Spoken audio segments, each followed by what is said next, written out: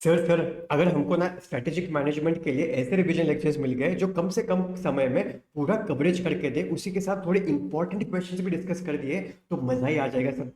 उसी के साथ सर थोड़ा ITP discussion, MTP discussion, case scenario के ऊपर डिस्कशन, एमसीक्यू के ऊपर डिस्कशन कि कैसे कम से कम समय में इनको हम टैकल कर सकते हैं। अगर ऐसे लेक्चर्स भी मिल जाएंगे ना, सर मजा आ जाएगा। फिर एबीसी एनालिसिस फॉर एसएम हमारे अटेम्प्ट के लिए, थोड़े राइटिंग प्रैक्टिस सेशन सर। नहीं तो सर ऑडियो रिविजन्स मिल गए, एग्जाम के पहले मैराथन कंडक्ट किया जाएगा, तो मजा ही आ जाएगा सर।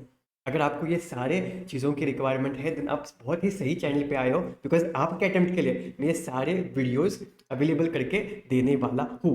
धीरे धीरे धीरे ये सारे वीडियोस आपको इस चैनल पे आ जाएंगे, so make sure you subscribe to our channel. नहीं तो ये सारे अपडेट तो आते रहेंगे, बट आपको अपडेट नहीं मिल पाएगा, ठीक है। So make sure you subscribe to our channel. Now we are starting with one short revision, जहाँ पे हर चैप्टर के लिए एक एक वीडियो अपलोड किया जाएगा, जहाँ पे उस चैप्टर के रिगार्डिंग सारे कंसेप्ट को कवर किया जाएगा और इंपॉर्टेंट क्वेश्चंस को भी डिस्कस किया जाएगा।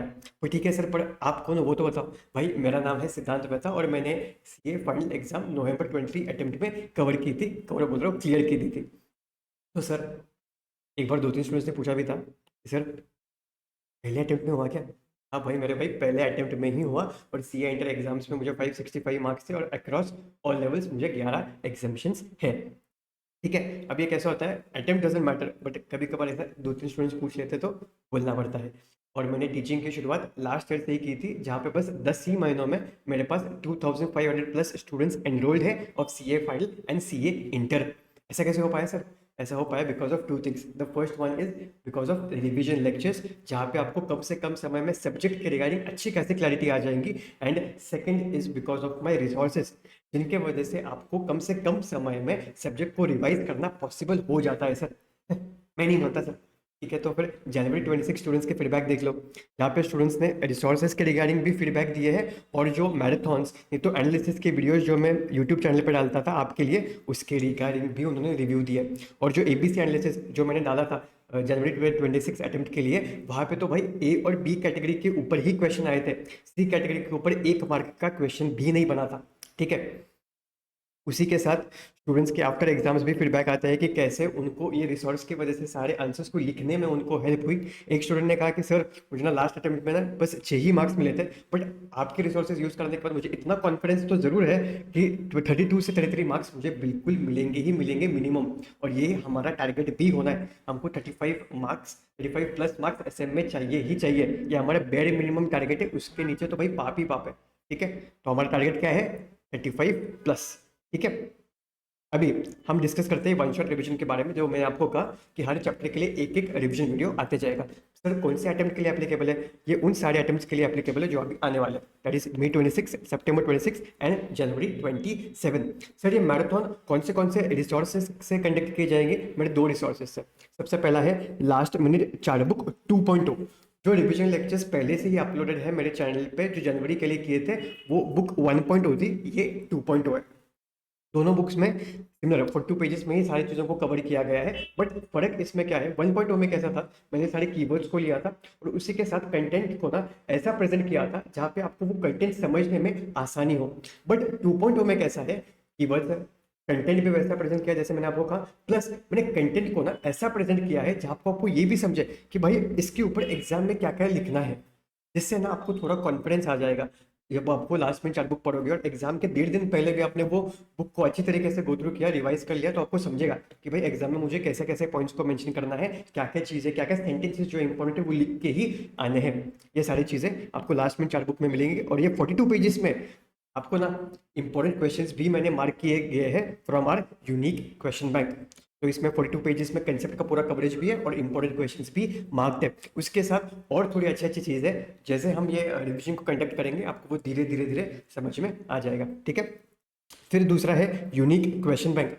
फिर यूनिक क्यों सर, बिकॉज इसमें 3 यूनिक पॉइंट्स है जो आपको किधर भी नहीं मिलेंगे। सबसे पहला मैंने क्या किया है, स्टूडेंट्स को ना बहुत ज़्यादा कंफ्यूजन होता है कि सर ना आंसर को ना ऐसे में हमको कंसेप्ट तो समझ में आता है, बट आंसर को लिखना कैसे है सर वही नहीं समझ में आता। इसलिए मैंने क्या किया है, हर चैप्टर के 2 पार्ट्स किए, एक है डायरेक्ट क्वेश्चन और पार्ट बी आता है केस बेस्ड क्वेश्चन। तो इससे ना आपको मस्त क्लैरिटी मिलती है कि भाई अगर इसके ऊपर ये टॉपिक के ऊपर डायरेक्ट क्वेश्चन आया तो मुझे कैसे प्रेजेंट करना है, अगर केस बेस्ड क्वेश्चन आया तो मुझे कैसे प्रेजेंट करना है। सेकंड चीज, हर आंसर को मैंने बस कॉपी पेस्ट करके मॉड्यूल से डाल दिया, आईटीपी एमटीपी से डाल दिया, पीवाईक्यू से डाल दिया, ऐसा नहीं है। हर आंसर को, लिटरली हर आंसर को एग्जाम ओरिएंटेड वे में प्रेजेंट किया गया है, कीवर्ड्स को भी मार्क किया गया है, जिससे आपको ये समझे कि भाई अगर ऐसा question as it is exam में आ गया तो मुझे आंसर को प्रेजेंट कैसे करना है। बस यही पे मार्क खाते हैं हम। हमको तो पता रहता है, बट प्रेजेंटेशन में सही से नहीं होती, फिर हर आंसर के लिए 1-2 मार्क कट हो चले जाते हैं। इसलिए उनका प्रेजेंटेशन भी मैंने ऐसे किया है जिससे आपको क्लैरिटी मिले। And third and the most unique thing about our question bank is SM input and SM analysis. अभी कैसा होता है कि इस बेस्ड क्वेश्चन में ना बच्चों को बहुत ज़्यादा दिक्कत आती है कि सर आईसीआई ने आंसर कैसे प्रेजेंट किया है, हमको समझ ही नहीं रहा। इसलिए मैंने क्या किया है, जो भी ट्रिकी क्वेश्चन है ना, उनके लिए डिटेल में मैंने एनालिसिस दे दिया है कि अगर क्वेश्चन इस टाइप का आया तो आपको आपका प्रेजेंटेशन कैसे करना है, अगर क्वेश्चन दूसरे टाइप का आ रहा है तो फिर आपको आपका प्रेजेंटेशन कैसे करना है, फिर केस बेस्ड आंसर्स को लिखने कैसे है, ये भी मैंने आपको यहाँ पे बताया। देखो, एक क्वेश्चन को एकदम डिटेल में एक्सप्लेन किया है कि भाई आपको लिखना है कैसे वो आंसर। बस यही बहुत ज़्यादा दिक्कत आती है स्टूडेंट्स को, और यही पेन पॉइंट को मैंने एड्रेस किया है। और जैसे मैंने आपको कहा, उसी की वजह से 10 ही महीनों में 2500 प्लस स्टूडेंट्स एनरोल्ड है of CA final and CA inter. ठीक है। और सर इसके साथ भी और थोड़ी थोड़ी अच्छी चीज़ें हैं, ये यूनिक क्वेश्चन बैंक के रिगार्डिंग, लास्ट में चार्ट बुक के रिगार्डिंग, बट वो धीरे धीरे, अगर आपने ये बस एक लेक्चर भी देख लिया ना तो आपको समझ में आ जाएगा कि ये रिसोर्सेज से आपको आपके अटेम्प्ट के लिए कैसे हेल्प होने वाली है। ठीक है। अभी आते हैं हम ये बुक के ऊपर कि अगर आपको ये बुक चाहिए तो पहले कैसा था, ये बुक की प्राइस 798 थी, पर मैंने कम किया था, 499 पे कर दिया था। बट अभी उसको हम और कम करने वाले हैं, which will be valid till 31 मार्च। और ये दोनों बुक्स आपको बस 429 रुपीज़ में मिल जाएंगी। सर ये बुक पे एनरोल कैसे करना है सर, अगर हमको ये बुक चाहिए होंगी तो मैंने डिस्क्रिप्शन बॉक्स में लिंक दी होगी मेरी वेबसाइट की, वहाँ पे आप जा सकते हो और आप ये बुक्स के रिगार्डिंग एनरोल कर सकते हो। अगर चाहिए तो मैं बस आपको दिखा देता हूँ।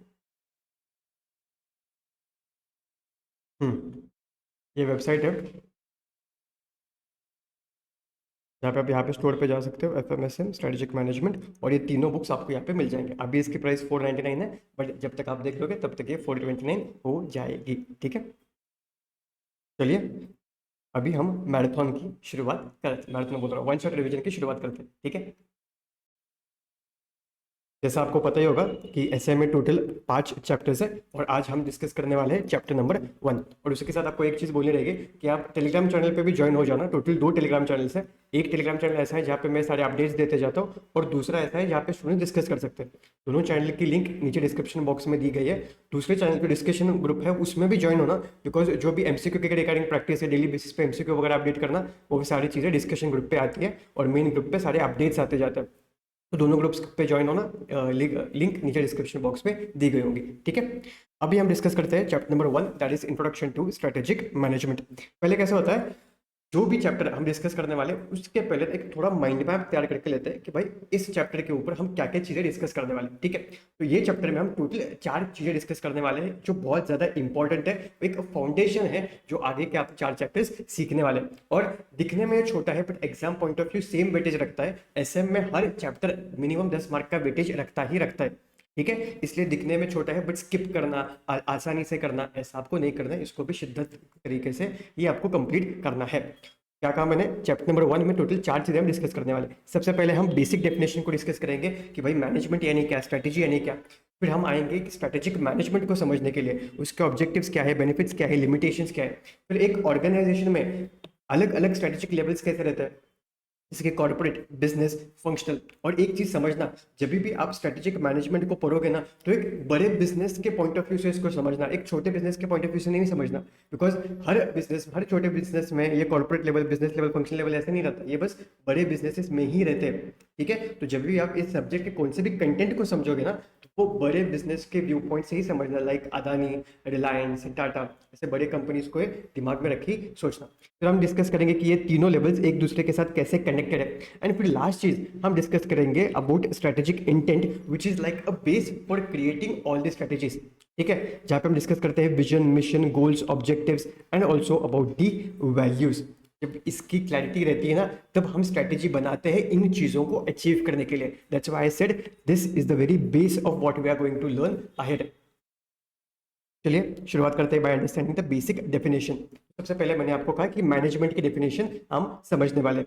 तो मैनेजमेंट की डेफिनेशन ना, मैनेजमेंट ये एक ही वर्ड दो कंटेक्स्ट में रेफर किया जाता है। मैंने क्या कहा, मैनेजमेंट ये एक ही वर्ड दो कंटेक्स्ट में रेफर किया जाता है। सबसे पहला रेफर करता है पीपल को और दूसरा रेफर करता है फंक्शंस को। पीपल यानी कौन से पीपल सर? पीपल यानी की ग्रुप ऑफ पीपल, यानी आपके ऑर्गेनाइजेशन के सभी लोगों को मैनेजमेंट नहीं कहा जाएगा, बस उन्हीं की लोगों को कहा जाएगा, उन्हीं की ग्रुप ऑफ पीपल को कहा जाएगा जिनके पास ऑथोरिटेटिव राइट है to take a decision regarding people, money, material and technology.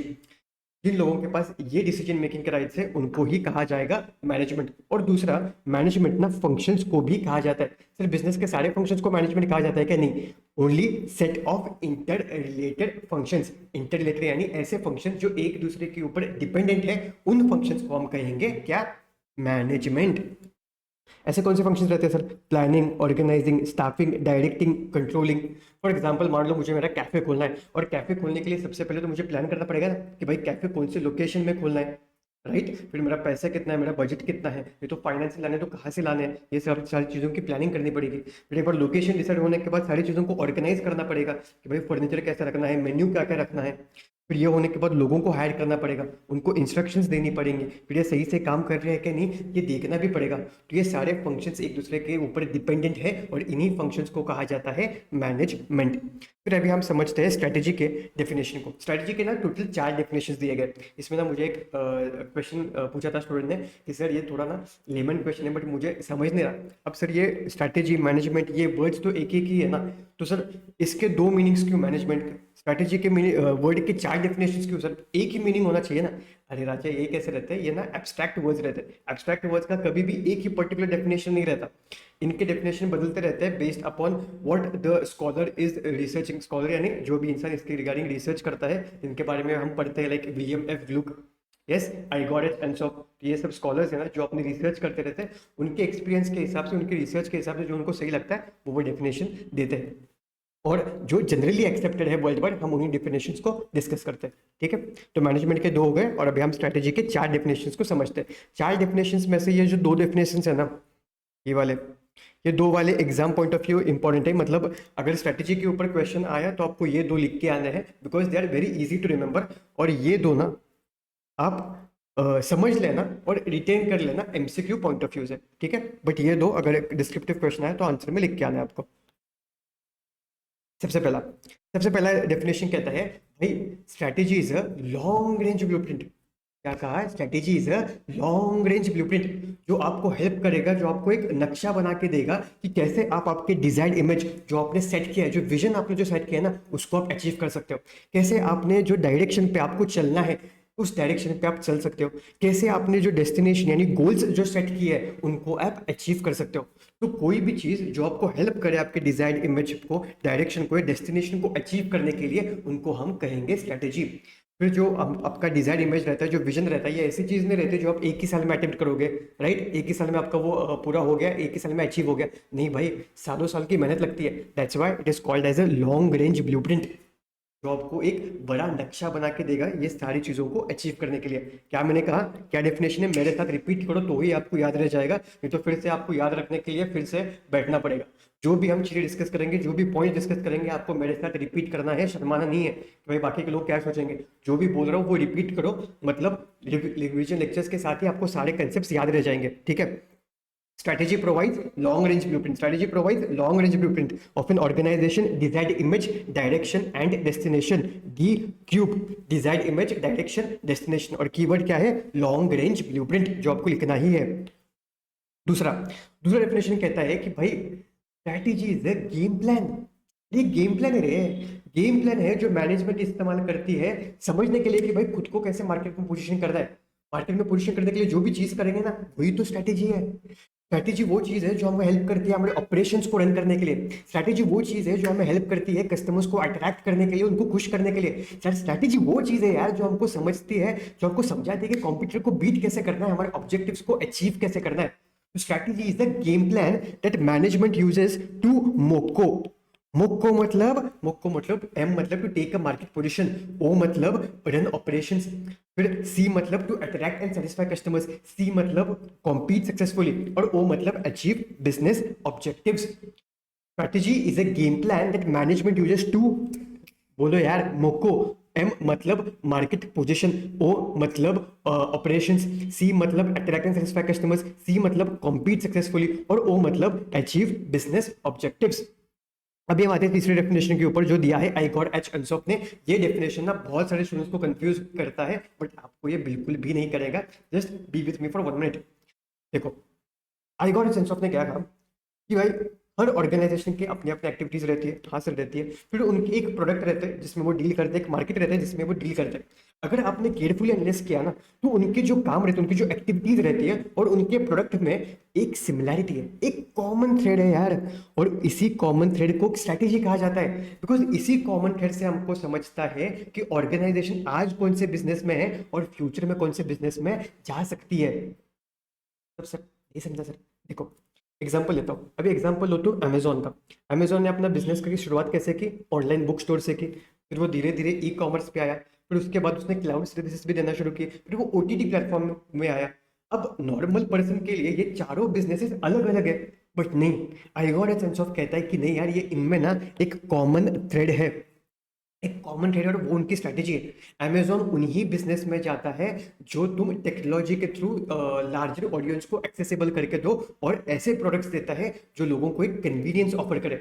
अगर आपने ये चारों प्रोडक्ट्स को सही तरीके से देखा होगा ना, तो ये ऐसे प्रोडक्ट्स हैं जो लोगों को कहीं ना कहीं कन्वीनियंस देते हैं, और उसी के साथ लोग ये प्रोडक्ट को ना टेक्नोलॉजी के थ्रू एक्सेस कर पाते हैं, जिसकी वजह से वो लार्जर ऑडियंस को टारगेट कर सकते हैं। और यही अमेजोन की स्ट्रैटेजी है, ऐसा बोला आइगॉर एच एनसॉफ। क्योंकि यही स्ट्रैटेजी वो देखते हैं कि अगर मान लो कि उनको कोई नए बिजनेस में जाना है, तो सबसे पहले वो देखते हैं कि क्या मैं ये नए बिजनेस में लोगों को कुछ चीजें कन्वीनियंट कर सकता हूँ क्या? क्या ये नया प्रोडक्ट लार्जर ऑडियंस को अट्रैक्ट कर सकता है क्या? ये टेक्नोलॉजी के थ्रू मैं सर्विस कर सकता हूँ क्या, प्रोवाइड कर सकता हूँ क्या? अगर ऐसा है, तो मैं उस बिजनेस में जाऊंगा। दैट्स व्हाई उन्होंने क्या कहा, the common thread among the organization activities and the product markets that define the essential nature of the business that the organization has planned or to be in future। ठीक है, ये आपको ना इसके point of MCQ point of view से याद रखना है कि अगर उन्होंने पूछा कि ये डेफिनेशन किसने दिया है, तो आपको याद रहना चाहिए कि भाई ये I got a sense of, भाई ये उसने दिया है। तो अभी आता है चौथा डेफिनेशन के ऊपर, which is given by William F Glueck. William F Glueck ने कहा कि स्ट्रैटेजी यानी ऐसी चीज जो यूनिफाइड हो, जो कॉम्प्रिहेंसिव हो, जो एक इंटीग्रेटेड प्लान हो। स्ट्रैटेजी यानी कौन सी चीज जो यूनिफाइड हो, जो कॉम्प्रिहेंसिव हो और एक इंटीग्रेटेड प्लान हो, which is designed to assure that the basic objectives of businesses are achieved. Sir unified मतलब भाई स्ट्रैटेजी एक ऐसी चीज होनी चाहिए, बिकॉज डिपार्टमेंट में ना बहुत सारे लोग हैं, और स्ट्रैटेजी ऐसी होनी चाहिए जिसको इन सबको क्लैरिटी मिले और ये सारे लोग उसी डायरेक्शन में चलना शुरू करें। वो यूनिफाइड होनी चाहिए, वो कॉम्प्रिहेंसिव होनी चाहिए। स्ट्रैटेजी से बस मुझे ये नहीं समझना चाहिए कि मैंने मेरे ऑपरेशंस को कैसे रन करना है, मुझे ये भी समझना चाहिए कि मैंने मेरे कॉम्पिटिटर को बीट कैसे करना है, मैंने कस्टमर्स को अट्रैक्ट कैसे करना है। It should be very much comprehensive. And third is it should B an integrated plan. मतलब सर हर ऑर्गेनाइजेशन में अलग अलग डिपार्टमेंट्स रहते हैं, जैसे marketing department, HR department, finance department. अब ये सारे डिपार्टमेंट्स अपने अपने डिपार्टमेंट के लिए प्लानिंग करते हैं। अब ये जो डिपार्टमेंट्स है ना, जो अपने अपने डिपार्टमेंट के हिसाब से प्लानिंग कर रहे हैं, तो उनके जो एंड रिजल्ट्स है वो ऐसे होने चाहिए जो ऑर्गेनाइजेशन को जिस डायरेक्शन में जाना है ना, उस डायरेक्शन में जाने के लिए हेल्प करे। It should B an integrated plan. ये प्लान अलग अलग से बनाए, बट उनके रिजल्ट से ऑर्गेनाइजेशन उस डायरेक्शन में चलनी चाहिए जहां पे उनको जाना है। So strategy is a unified UCI, unified comprehensive integrated plan designed to assure that the basic objectives are achieved. यही चार डेफिनेशन है जो आप, जब मैं आपको ब्रेक का टाइम दूंगा तब आप पढ़ लेना, ठीक है। फिर और दो पॉइंट्स ना ये स्ट्रैटेजी में बहुत ज्यादा इंपॉर्टेंट है। सबसे पहला, सर अगर स्ट्रैटेजी इतनी ही अच्छी है जो हमको ये सारी चीजों को अचीव करने के लिए हेल्प करती है, तो मैं काम करता हूँ मैनेजमेंट से ना स्ट्रैटेजी बना देता हूँ और फिर उनको लात मार के बाहर निकाल देता हूँ। मजा आ जाएगा ना सर? अरे ऐसा नहीं चलता राजा, because strategy is not a substitute for sound alert and responsible management. मैंने क्या कहा? Strategy is not substitute for sound alert and responsible management, because strategy can never be perfect, flawless and optimal। Strategy आपने बना लिया मतलब आपका काम हो गया, ऐसा नहीं रहता राजा। आपको ना बार बार देखना पड़ता है कि क्या मेरी स्ट्रैटेजी से जैसा मुझे चाहिए रिजल्ट वैसा आ रहा है। मार्केट में अगर कुछ सडन चेंज हुआ तो उसको अडॉप्ट भी करना पड़ता है, आपको उसके हिसाब से स्ट्रैटेजी को थोड़ा चेंज भी करना पड़ता है। So whenever you are preparing your strategy, you need to keep it flexible and pragmatic, मतलब रियलिस्टिक होनी चाहिए। then only you can take care of the sudden emergencies, pressures and you can avoid failure. इसके वजह से हम strategy में ना दो टाइप के स्ट्रेटेजी बनाते हैं, एक रहता है प्रोएक्टिव और दूसरा रहता है reactive. But as a organisation you need to prepare a blend of these both strategies, proactive and reactive, then only you can achieve success. A company's strategy is a blend of proactive and reactive strategy. Proactive strategy यानी क्या sir? Proactive strategy यानी जब तुम चीज़ों को plan करते हो, सारी चीज़ों को तुमने प्लान किया, क्यों? Because you want to improve your performance and market position. For example अब देखो, अब ना सारे कंपनीज एआई के पीछे भाग रहे हैं कि कैसे मैं एआई को अपने प्रोडक्ट के साथ इंटीग्रेट कर सकता हूँ so that I can achieve competitive advantage. ये अभी हो रहा है 2023 के बाद से कि सारे कंपनीज एआई के पीछे पागल जैसे भाग रहे हैं. बट एक कंपनी है ओपन एआई जिन्होंने चैट जीपीटी लाया. उन्होंने एआई के ऊपर काम करना 2015 से ही चालू किया था, when AI was not in the main stream. उन्होंने चीज़ों को प्लान करना शुरू किया, अपने प्रोडक्ट्स को धीरे धीरे धीरे रिफाइन करना शुरू किया और 2022 में उन्होंने चैट जीपीटी को पब्लिकली लॉन्च किया. तो और आज जब एआई के पीछे बाकी सारी कंपनीज भाग रही है तो चैट जीपीटी यानी ओपन एआई के पास अच्छा खासा मार्केट शेयर है. तो जो उन्होंने स्ट्रैटेजी फ्रेम की वो है प्रोएक्टिव स्ट्रैटेजी, बिकॉज उन्होंने वेट नहीं किया सारे लोगों के लिए, उन्होंने पहले से ही खुद का प्लानिंग करना शुरू कर दिया और उन्होंने प्लान्ड वे में चीज़ों को इंप्लीमेंट करना शुरू किया. तो जब भी तुम चीज़ों को प्लान करते हो और तब इंप्लीमेंट करते हो तो उसको हम कहते हैं प्रोएक्टिव स्ट्रैटेजी. इससे तुम्हें फायदा क्या होता है? जब सारे लोग शिफ्ट होना शुरू कर देते हैं तो ऑलरेडी तुम्हारे पास एक अच्छा खासा मार्केट पोजीशन होता है और तुम्हारा परफॉर्मेंस इंप्रूव हुआ रहता है. सर ये प्रोएक्टिव स्ट्रेटेजी बनती कैसे है? ये प्रोएक्टिव स्ट्रेटेजी बनाने के लिए तुमको ना दो चीजें करनी पड़ती है. सबसे पहला तुमको देखना पड़ता है कि एज अ ऑर्गेनाइजेशन मैंने लास्ट में कौन से स्ट्रेटेजीज भाई प्रिपेयर किए थे. अच्छा ठीक है, तो उनको लो और उनमें से कौन सी चीजें मुझे हेल्प की थी सही से सक्सेस पाने के लिए, तो उन एलिमेंट को तुम लो. A proactive strategy flows from a previously initiated actions and business approaches that are already working well. Plus थोड़े नए डिसीजंस लो जिससे तुम्हें आगे फायदा हो और आज के कंडीशंस के हिसाब से लो. तो पुराने में से देखो कि कौन से सही से काम कर रहे हैं, प्लस थोड़े नए डिसीजंस लो जिससे आपको ये क्लैरिटी मिले कि भाई मुझे आगे फ्यूचर में कैसे कैसे हेल्प हो सकता है. आज के मार्केट कंडीशंस के हिसाब से थोड़े decisions low.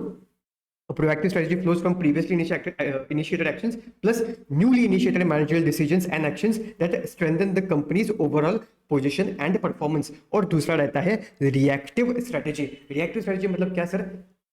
Adaptive response to the unexpected changes or challenges in the environment.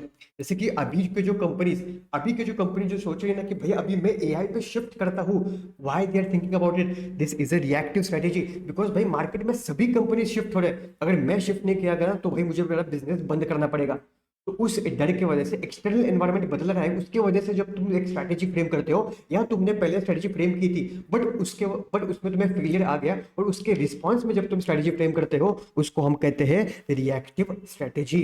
So reactive strategy flows from when the market और कॉम्पिटिटिव कंडीशन चेंज अनएक्सपेक्टेडली और a part of the strategy hits a stone wall. The company must take some kind of strategic reaction or adjustment, and that is called as reactive strategy. So in short, proactive is the one which is a planned strategy and reactive is the one which is an adaptive reaction to the changing circumstances. अब कैसा होता है, ये एक सवाल आता था जो ओल्ड सिलेबस में आता था, like why using proactive strategy is better than reactive strategy. अब ये जो 4 पॉइंट्स है ना, ये आपके मॉड्यूल में कवर्ड ही नहीं है, बट ये ना ओल्ड सिलेबस में आईसीए पूछता था, इसके ऊपर क्वेश्चंस पूछता था. और अभी ना बहुत बार ऐसा हुआ है कि आईसीए में ना न्यू सिलेबस में भी ऐसे एक बार क्वेश्चंस पूछे जो पहले पूछे ही नहीं थे, मतलब मॉड्यूल में कवर्ड नहीं है क्योंकि वो ओल्ड सिलेबस में थे. इसलिए मैंने क्या किया, ओल्ड सिलेबस में ऐसे जो रिलेवेंट पॉइंट्स है ना जिनके ऊपर उन्होंने तब क्वेश्चंस पूछे थे और आज वो पूछ सकते हैं, उनको भी आपके लास्ट मिनट चार्ट बुक में और क्वेश्चन बैंक में इंक्लूड किया है. अगर आप ये 4 पॉइंट्स देखोगे तो आपको ये मॉड्यूल में नहीं मिलेंगे, बट ये लास्ट मिनट चार्ट बुक में मैंने कवर किया है. सो इवन इफ आईसीए ने सरप्राइज भी दे दिया कुछ, तो भी वो सबके लिए आउट ऑफ सिलेबस होगा कि भाई पेपर आउट ऑफ सिलेबस आ गया, बट आपको वो पहले से ही आपके बुक में इंक्लूड किया गया है. ठीक है. नाउ क्वेश्चन उन्होंने क्या पूछा था, that tell me why which strategy is better, proactive और रिएक्टिव. देन आपको उसका आंसर कैसे लिखना है, that as an organization you need to prepare both type of strategies, that is partly proactive and partly reactive, but compared to two, proactive is better than reactive. मैंने क्या कहा, proactive is better than reactive. Why? Because here you can in a better way you can manage your risk. First point is better risk management. Here you can identify future challenges early and helps in making contingent plan in advance.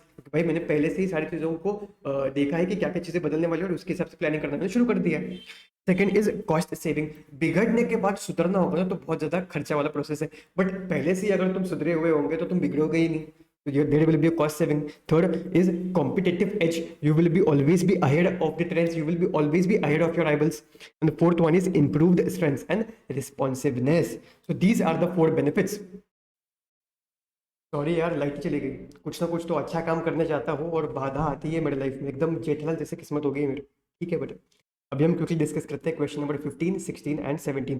अब ये तीनों question जब हम discuss करेंगे तो आपको लगेगा कि ये सिर्फ कितना सिंपल क्वेश्चन है, बट स्टिल जब ऐसे क्वेश्चंस के ऊपर भी एग्जाम में क्वेश्चन आते हैं, still students are not able to score out of out marks in it. 5 के 5 मार्क्स मिलते ही नहीं है, वहाँ पे भी 2-3 मार्क्स मिलते हैं। ऐसा क्यों होता है? बिकॉज वो एकदम सिंपल और बेसिक मिस्टेक्स कर देते हैं जो आपको नहीं करना है। वो क्या है सर, मैं आपको बताता हूँ। पहले ये तीनों क्वेश्चन को एक बार क्विकली ओवरव्यू ले लेते हैं कि क्या बोल रहे हैं ये क्वेश्चन। पहला क्वेश्चन क्या है, एबीसी रिटेल चेन के बारे में, जहाँ पे उनके ऑनगोइंग प्रैक्टिस के बारे में बोला है कि वो ऑनगोइंग वे में कौन से स्ट्रेटेजीज लगाते हैं। ABC retail chain regularly monitors consumer trends and supply chain. The retail chain track consumer trends to adjust it offerings. The retail chain track consumer trends to adjust its offering, ensure they meet customer needs. ये पहली type of strategy होगी। Simultaneously, it maintains a flexible supply chain to respond swiftly to the demand fluctuation. ये और एक strategy होगी। अब उन्होंने question क्या पूछा, which type of strategy is retail chain employ. ठीक है, तो हमको बोलना है कि कौन सी स्ट्रेटजी प्रोएक्टिव है, कौन सी स्ट्रेटजी रिएक्टिव है, ऐसा उन्होंने क्वेश्चन पूछा। ठीक है, दूसरा क्वेश्चन आते हैं sir.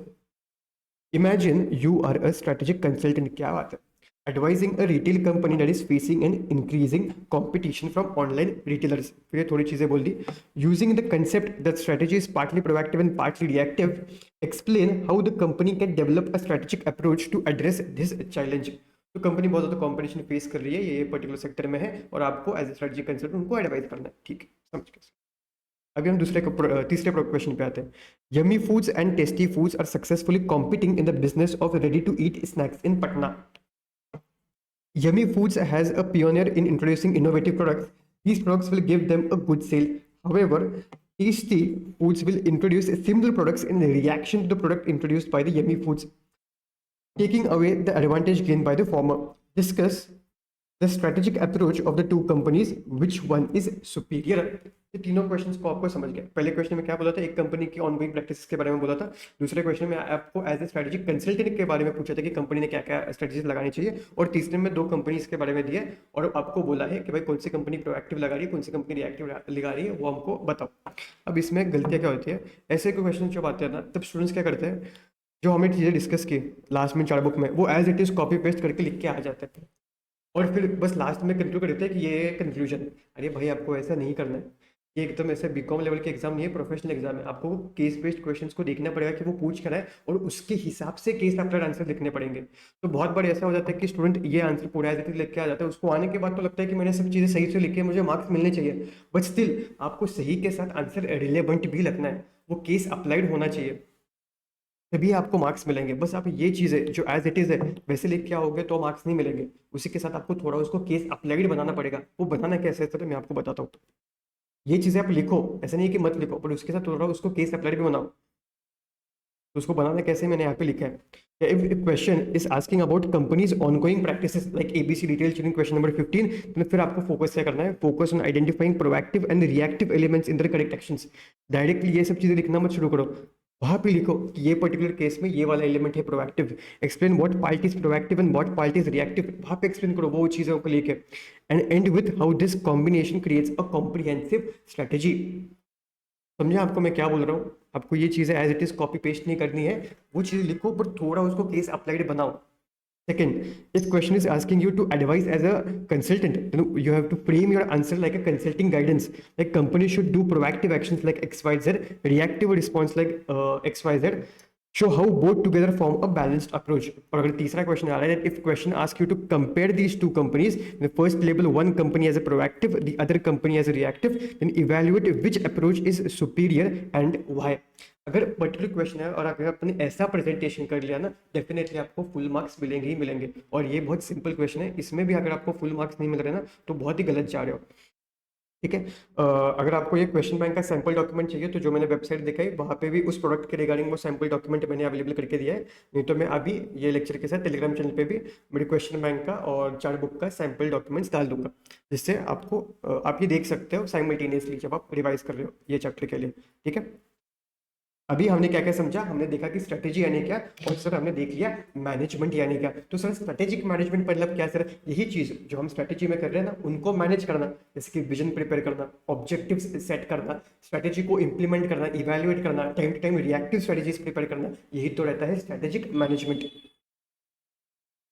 The term strategic management refers to the managerial process of developing a strategic vision, setting objectives, crafting a strategy, implementing and evaluating the strategy, and finally initiating corrective adjustments were deemed appropriate. Any reactive strategy, जो चीजें आपको लगती है बदलनी है वो बदलो। तो strategic management is the managerial process of developing a strategic vision, setting objectives, crafting a strategy, implementing and evaluating the strategy, and the fifth one is finally initiating corrective adjustments were deemed appropriate. पांच चीजें: developing a strategic vision, setting objectives, crafting a strategy, implementing and evaluating, and initiating corrective adjustments. This process does not end; it keeps going on in a cyclic manner. अभी हम आते हैं strategic management के objectives के ऊपर। Total दो objectives है। कितने ऑब्जेक्टिव्स है? दो ऑब्जेक्टिव्स। सबसे पहला, एज ए कंपनी तुम स्ट्रेटेजिक मैनेजमेंट इसलिए लगाते हो because you want to create a competitive advantage. मैंने क्या कहा? You want to create a competitive advantage. And second, to guide the company successfully through all changes in the environment. मेरे साथ एक बार क्विकली रिपीट करो। स्ट्रेटेजिक मैनेजमेंट के दो ऑब्जेक्टिव्स कौन से? सबसे पहला, to create a competitive advantage, और दूसरा, to guide the company successfully through all the changes in the environment. ठीक है। अभी हम डिस्कस करते हैं इंपॉर्टेंस और बेनिफिट्स ऑफ स्ट्रेटेजिक मैनेजमेंट। इसके ऊपर वो क्वेश्चन के फ्रेम करते हैं, tell us the benefits of strategic management. तो आपको ये 7 पॉइंट्स लिखने हैं, और टेल अस द इंपॉर्टेंस भी बोला कि tell us the importance of strategic management, तो ये 7 पॉइंट्स लिखने हैं, अलग अलग नहीं है, सेम ही है। ठीक है। तो sir what are the benefits of strategic management? Strategic management के बेनिफिट्स है दीपिका पादुकोण के बॉयफ्रेंड जैसे। छी सर, ये तो मैं क्या करूं, दीपिका पादुकोण के बॉयफ्रेंड बीसी जैसे बेनिफिट्स है। डी, दीपिका पादुकोण, डी मतलब डायरेक्शन सेटिंग, डी मतलब डिफेंस मैकेनिज्म, पी मतलब प्रोएक्टिव अप्रोच। दीपिका पादुकोण का बॉयफ्रेंड बी एफ, बी मतलब बेटर डिसीजन मेकिंग, एफ मतलब फ्यूचर रेडीनेस। दीपिका पादुकोण का बॉयफ्रेंड बी सी, बी मतलब बिजनेस लॉन्गेविटी, और सी मतलब कोर कॉम्पिटेंसीज।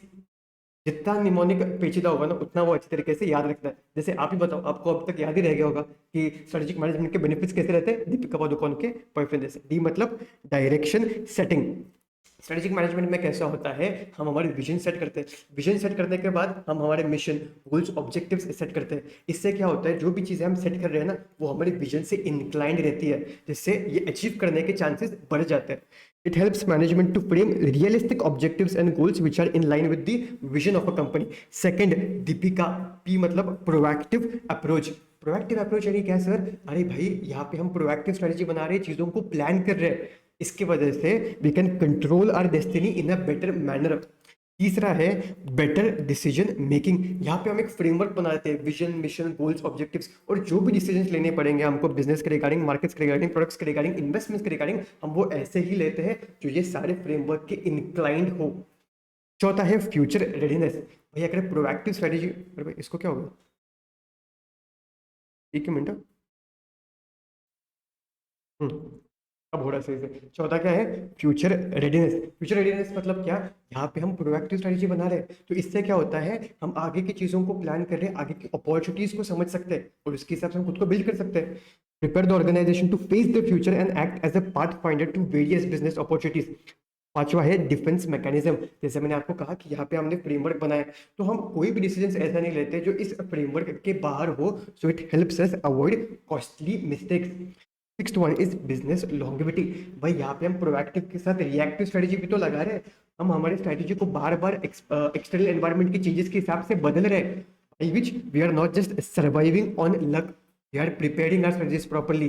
इससे हमारा बिजनेस अच्छा खासा टाइम के लिए सर्वाइव हो सकता है, हम बस लक के बेसिस पे सर्वाइव नहीं कर रहे हैं, भाई मेहनत कर रहे हैं उसके लिए। सातवां है core competencies. Strategic management will also help you to build your core competencies. वो कैसे बिल्ड करते हैं सर? वो आईसीआई ने बोला कि तुमको चैप्टर नंबर 3 में बताऊंगा, अभी नहीं बताऊंगा, चैप्टर नंबर 3 में बताऊंगा। Helps the organisation to develop certain core competencies and competitive advantage. एक साथ मेरे साथ बोलो अभी, स्ट्रेटेजिक मैनेजमेंट के बेनिफिट्स कैसे रहते हैं दीपिका पादुकोण के बॉयफ्रेंड जैसे। डीपी, डी मतलब डायरेक्शन सेटिंग, डी मतलब डिफेंस मैकेनिज्म, पी मतलब proactive approach, BF better decision making, F मतलब future readiness, BC business longevity core competency. शाबाश। अभी आते हैं क्वेश्चन नंबर 19 के ऊपर। क्वेश्चन नंबर 19 ये पीवाईक्यू May 24 का क्वेश्चन है, ठीक है। एक मिनट।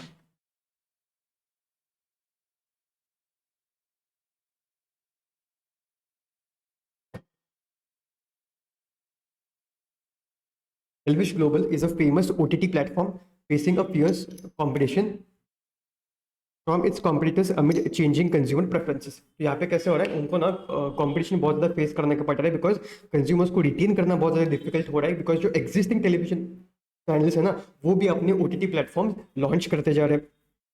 तो कंपनी ने क्या किया है, राघव को अपॉइंट कर दिया है as a sales and marketing manager. इसका काम क्या रहेगा, to design creative and innovative advertising campaigns to gain a competitive edge, engage the public and capture the market.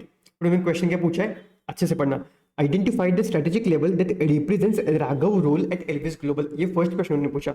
And as a strategic advisor, highlight the various benefits of strategic management in overcoming different challenges to Raghav।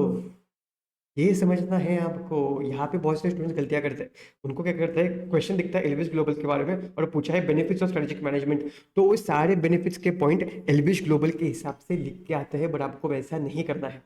सारे जो points होंगे वो आपको Elvis global Raghav के हिसाब से लिख के आना है, वो सेल्स एंड मार्केटिंग मैनेजर के पॉइंट ऑफ व्यू से लिख के आना है, ठीक है। बिकॉज यहाँ पे क्या पूछा है, tell us the various benefits of SM in overcoming different challenges for Raghav. तो जो भी बेनिफिट्स के आप अपन 7 पॉइंट्स कोट करने वाले वो राघव के हिसाब से होंगे, ठीक है। तो सबसे पहला क्वेश्चन क्या पूछा है, आइडेंटिफाई द स्ट्रेटेजिक लेवल। और ये ना मैं राइटिंग प्रैक्टिस सेशन में भी लेता हूँ कि आपको यहाँ पे मैं रिकॉर्ड करता हूँ कि आईसीआई मार्क्स कैसे देती है। अब जैसे यहाँ पे ना दो टाइप के दो क्वेश्चंस पूछे, सो this is a 2 step marking. अगर ये क्वेश्चन 5 मार्क के लिए आया, अगर ये क्वेश्चन 5 मार्क के लिए आया तो फिर कैसा होगा, 1 मार्क इस क्वेश्चन के लिए रहेगा और 4 मार्क के लिए ये पॉइंट्स आएंगे, ठीक है। So this is 2 step marking. इसके रिगार्डिंग डिटेल में मैं आपको राइटिंग प्रैक्टिस सेशन में डिस्कस करवाऊंगा, ठीक है। सबसे पहले आपको लिखना है दैट राघव's role at Elvis global represents the functional level of strategy. As a strategic manager he is responsible on focus on specific areas within the companies. और फिर आपको बेनिफिट्स के 7 पॉइंट्स लिखने हैं, direction setting, proactive approach, better decision making, future readiness, defence mechanism, business longevity and core competency. फिर sir ये points को case applied कैसे लिखना है, उसके लिए मैंने डिटेल एसएम एनालिसिस दिया है। एक बार आप जब मैं आपको ब्रेक का टाइम दूंगा तब आप इसको अच्छे से पढ़ लेना, ठीक है। आपको समझ जाएगा कि इसको केस अप्लाइड कैसे लिखना है। और केस अप्लाइड के लिखने के लिए हम राइटिंग प्रैक्टिस सेशन से अलग से रखते हैं, ठीक है। तो वहां पे भी चीजों को डिस्कस किया जाएगा। यहाँ पे मैं क्या आपको बोल रहा हूँ, आपको क्वेश्चंस में जो इंपॉर्टेंट चीजें रहती है, जो ट्रिकी एलिमेंट्स रहते हैं, जहाँ पे बहुत से स्टूडेंट्स गलती करते हैं, मेरा मेन पॉइंट ऑफ व्यू वो है इस सेशन के थ्रू, ठीक है। आपको वो समझे और आपको गलतियां ना करें।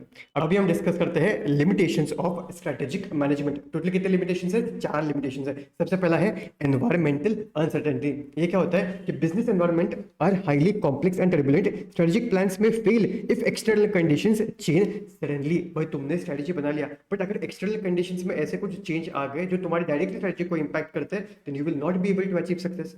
फॉर एग्जाम्पल लास्ट ड्रीम 11 ने इतने पैसे खर्चा कर लिए थे ना एडवर्टीजमेंट्स के टाइम पे, आईपीएल के टाइम पे स्पॉन्सरशिप दी थी बड़े बड़े स्पोर्ट्स लीग्स को, बट क्या हुआ, लास्ट में गवर्नमेंट ने स्ट्रिक्टर रेगुलेशंस और टैक्सेशंस ला लिए गेमिंग बेटिंग्स ऐप पे, और वो सारे ऐप्स अपना बिजनेस, वो सारे बिजनेसेस अपने बिजनेस बंद करके चले गए। तो यहाँ पे उन्होंने स्ट्रेटजी सही से बनाई कि हम मार्केट में इतना स्पेंड करेंगे, कस्टमर्स को अट्रैक्ट कर देंगे, बट गवर्नमेंट ने भाई रेगुलेशन ही बदल दिए, जिसकी वजह से उनकी स्ट्रेटजी पूरी फेल हो गई। तो your business environments are highly complex and turbulent, strategic plans may fail if external conditions change suddenly. Second, time consuming process. भाई खर्चा वाला प्रोसेस है, सॉरी कॉस्टली प्रोसेस भी है और खर्चा वाला प्रोसेस भी है और टाइम कंज्यूमिंग प्रोसेस भी है। टाइम लगेगा आपको ये सब सारी स्ट्रैटेजी को बनाने के लिए, ये सब चीज़ों को समझने के लिए, उसको इंप्लीमेंट करने के लिए, उसके रिजल्ट देखने के बाद उसको टाइम टू टाइम इवेल्युएट करने के लिए, ये सारी चीज़ों को टाइम लगता है मेरा राजा। Lot of time is spent on preparing and communicating which can impede daily operations and negatively impact the routine business. Third, like we discuss, it's a costly process. आपको स्ट्रेटेजिक एडवाइजर्स को लेना पड़ता है, वो अपना एनालिसिस करेंगे, उनको पैसे भी तो देने पड़ेगा। And the fourth one is uncertain competitive responses. It is very difficult to clearly estimate the competitive responses to the firm strategies. मान लो आपने स्ट्रेटेजी बनाई थी कि मैं क्या करूंगा, कम से कम प्राइस में अपने प्रोडक्ट्स को लॉन्च करूंगा जिससे मैं अच्छे खासे मार्केट शेयर को कैप्चर कर लूं, बट फिर आपके कॉम्पिटिटर ने क्या किया भाई, आपके कॉम्पिटिटर के ने जिसके पास अच्छा खासा मार्केट शेयर था उसने भी अपने प्राइजेस कम कर दिए, तो जो मार्केट शेयर के लिए आप टारगेट कर रहे थे ना वो फिर से वो पूरा लेके गया। तो स्ट्रेटेजी में ऐसी चीजें भी होती है। You can't predict the competitive responses, and these are the four limitations of strategic management. First one is environmental uncertainty, second one is time consuming process, third one is costly process, and the fourth one is uncertain competitive responses. इसके लिए दो mnemonic है, एक है ETC square, ETC के 2 points, नहीं तो अगर आपको ये याद रखने के लिए दिक्कत आ रही है ना तो आप ये वाला भी कर सकते हो, slash U square P square, मतलब यू के 2 पॉइंट्स है, यू के ये environmental uncertainty, uncertain competitive response, ये 2 पॉइंट्स है, और पी के 2 पॉइंट्स है, लाइक प्रोसेस के 2, time consuming process, costly process, दोनों में से जो भी आपको निमोनिक सही तरीके से याद रह रहा है आप वो याद रह सकते हैं। ठीक है, अभी थोड़ा टाइम देता हूँ आपको, अच्छे से पढ़ लेना जो भी चीज़ें हमने डिस्कस की अभी तक, जो भी क्वेश्चंस मैंने आपको बोला उनके आंसर्स पढ़ लेना। जो एलविश ग्लोबल का हमने क्वेश्चन देखा था उसका एसएम एनालिसिस भी देख लेना। अगर आपके पास मेरी बुक नहीं होगी फिर भी जैसे मैंने आपको कहा कि चैप्टर नंबर 1 का सैंपल मेरे मेरे टेलीग्राम चैनल पर और मेरे वेबसाइट पर अवेलेबल करके दे दिया है, आप वहाँ से वो डाउनलोड कर सकते हो। ठीक है, पढ़ लो एक बार।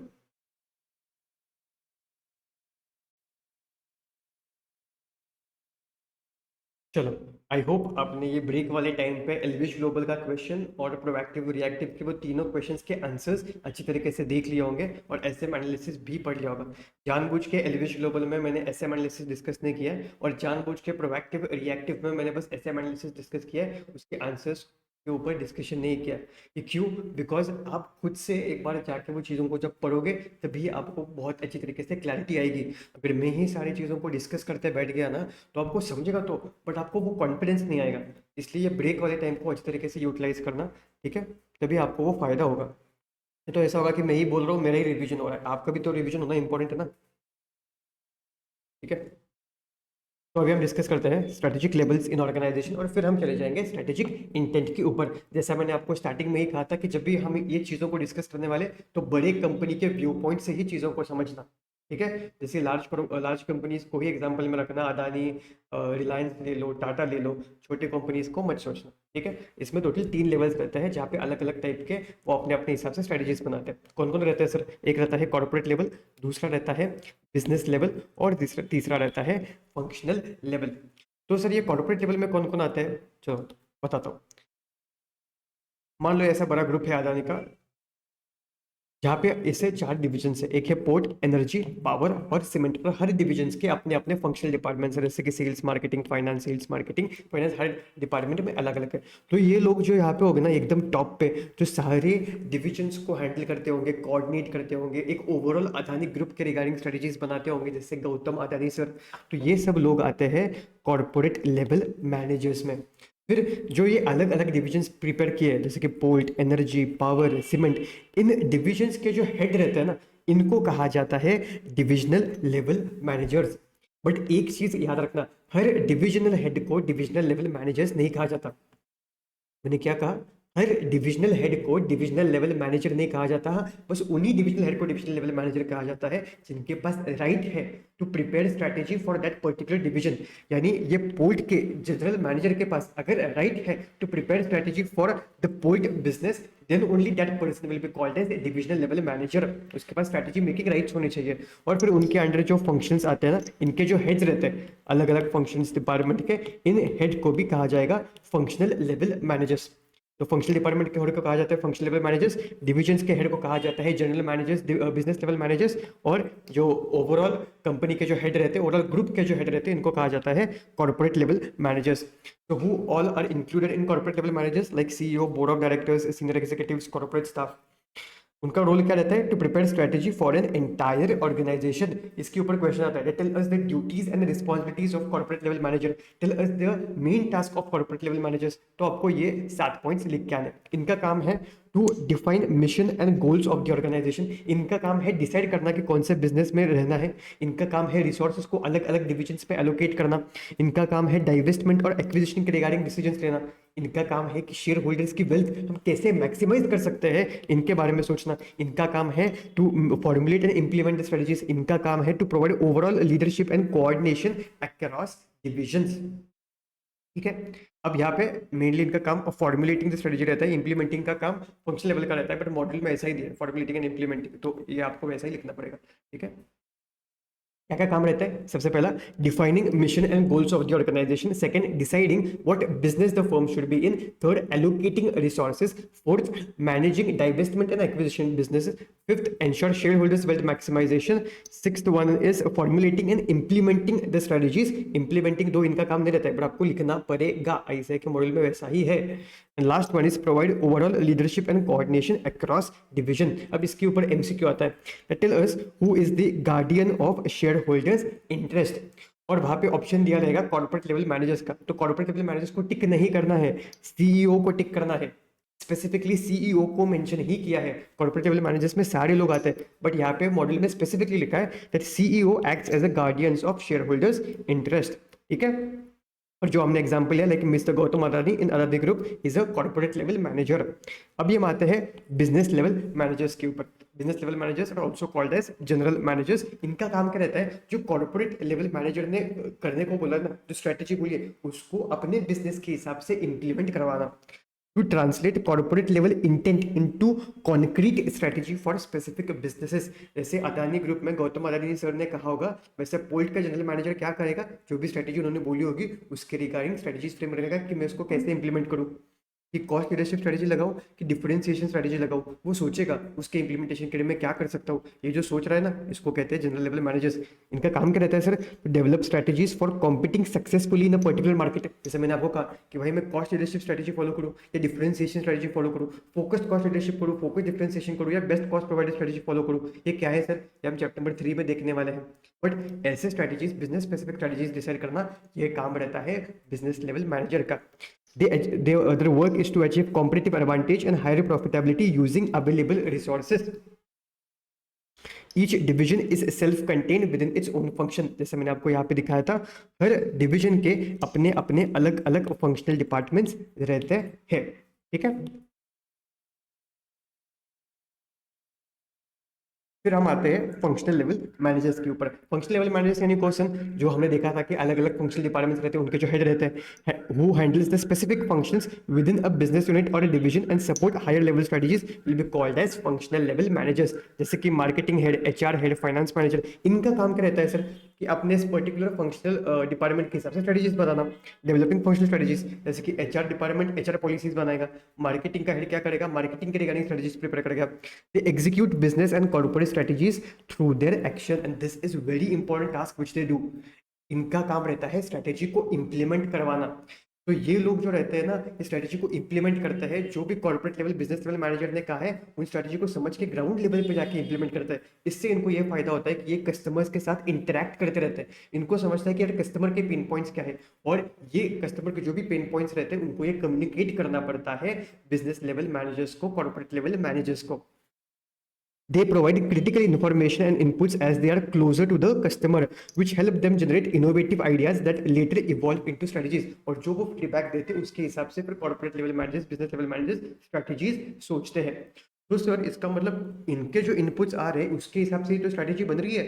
तो सर वैसे देखा जाए तो भाई फंक्शनल लेवल मैनेजर ही तो पूरा बिजनेस रन कर रहा है, क्योंकि इनके इनपुट्स के ऊपर डिसीजन लेके जा रहे हैं। ऐसा नहीं होता, इनका काम है कि बस सजेस्ट करना क्या क्या फीडबैक्स है, फिर उसके ऊपर क्या स्ट्रेटजी प्रिपेयर करनी है या नहीं करनी है, ये सब ऊपर के लोग कॉर्पोरेट और बिजनेस लेवल मैनेजर्स डिसाइड करेंगे।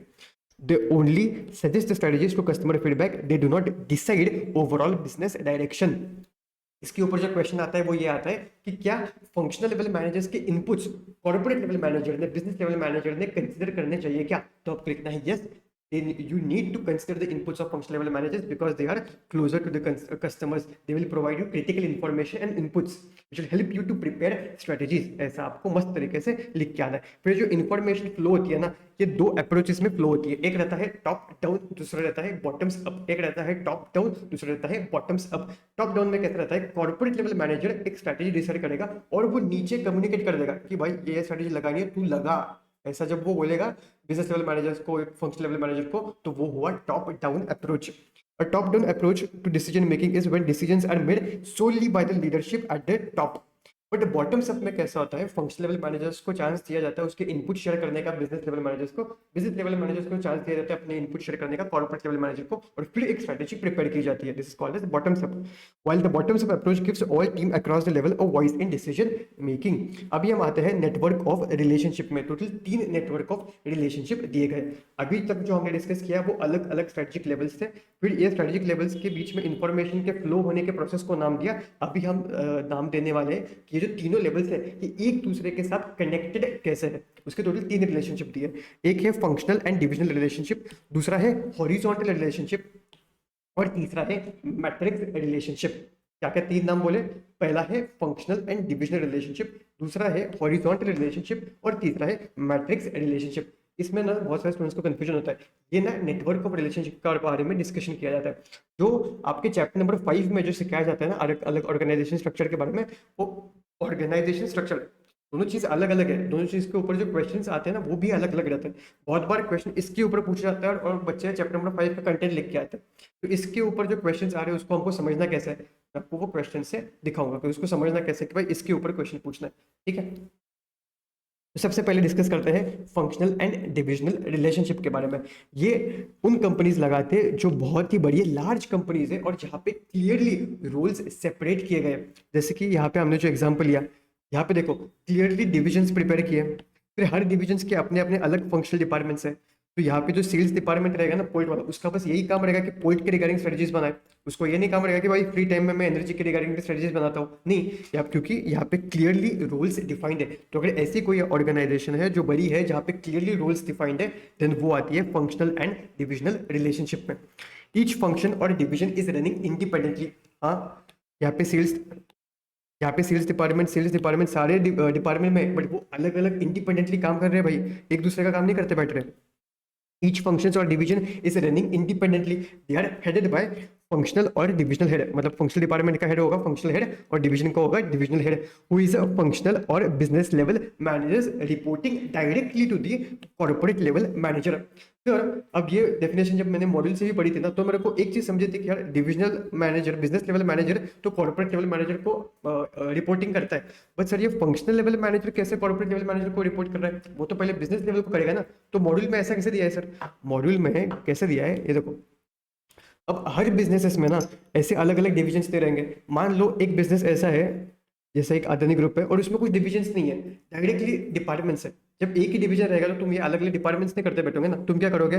तुम्हारी under sales department, finance department, marketing department, operations department, ऐसे अलग अलग डिपार्टमेंट्स रन करोगे. बिकॉज तुम्हारे बिजनेस में अलग अलग डिविजन्स नहीं है, एक ही डिवीजन में तुम्हारे काम होता है. तुम्हारे अंडर ही ये सारे लोग आएंगे. तो इस सिचुएशन में क्या होता है, ये जो फंक्शनल लेवल मैनेजर्स रहते हैं ना, ये डायरेक्टली रिपोर्टिंग करते हैं हेड को, यानी कॉर्पोरेट लेवल मैनेजर्स को. इसमें डिविजनल लेवल मैनेजर्स नहीं रहते.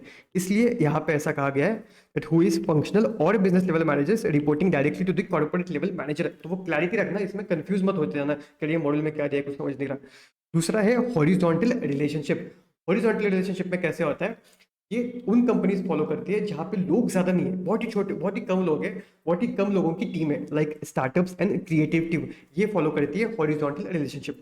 बिकॉज जो ये रिलेशनशिप है ना फंक्शनल और डिविजनल में, उसमें कैसा होता है, अगर इस वाले इंसान को, इस वाले फंक्शनल लेवल मैनेजर को कोई भी चीज़ कम्युनिकेट करनी है तो वो पहले इसको कम्युनिकेट करेगा और फिर ये जाके कॉर्पोरेट लेवल मैनेजर्स को कम्युनिकेट करेगा. बट हॉरिजॉन्टल में कैसा रहता है, ऐसा कुछ हायरार्की सिस्टम रहता नहीं, सारे एक ही लेवल पर रहता है. तो अगर किसी भी इंसान को किसी से भी बात करनी है तो वो डायरेक्टली जाके कर सकता है. इससे क्या होता है, इनका कम्युनिकेशन बहुत ज्यादा फास्ट होता है.